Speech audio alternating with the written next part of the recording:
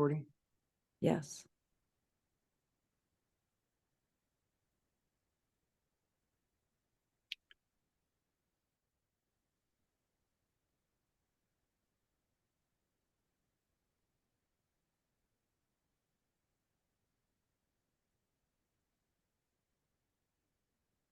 My name is Demetrius Branca. I'm an expert in the science behind distracted driving. I'm an expert in the dangerous behaviors that comprise distracted driving. I'm an expert in the consequences of this reckless, selfish, impulsive behavior. I'm an expert because in 2014, my 19-year-old son and best friend, Anthony, was run down from behind by a van. He was struck from behind. His motorcycle lodged in the front of that van. Anthony went under the wheels. He was left to die in the streets in agony for 20 minutes. The roads were dry and safe.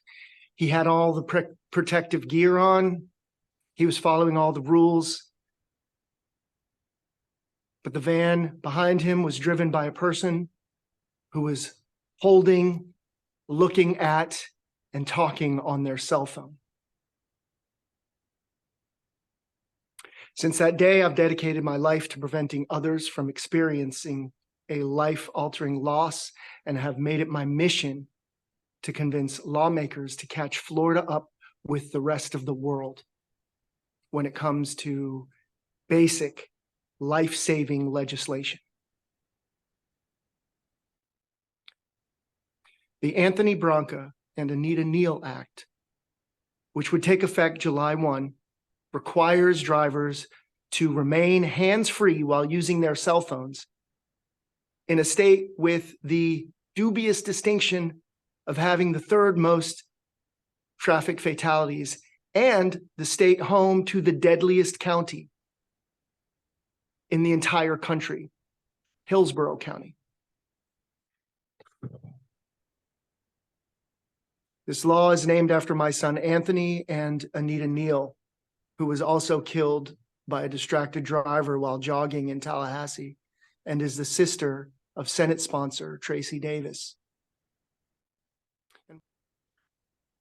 And while this bill has enjoyed broad, unanimous, bipartisan support in the Florida House, the companion bill in the Senate is stalled because Transportation Chairman Senator Nick DeSegli did not put it on his agenda. Why? I'm a grieving father. I'm just trying to stop you from grieving like I have. I'm just trying to stop you from grieving like Senator Davis is and will for the rest of her life for her sister. But the reality is that 6 people out of the 9 people killed every day on Florida roads is due to distracted driving. Every day, 6 people die from this preventable plague. Florida has some of the weakest laws. The current law has no teeth, and it's very difficult for law enforcement to enforce. The job is hard enough. In other states, there was a 43% reduction in road deaths among children ages 16 through 19 when they passed similar legislation, curtailing handheld use of cell phones while driving. There were more than 14,000 crashes last year in Pinellas County, an area with fewer than 1 million people.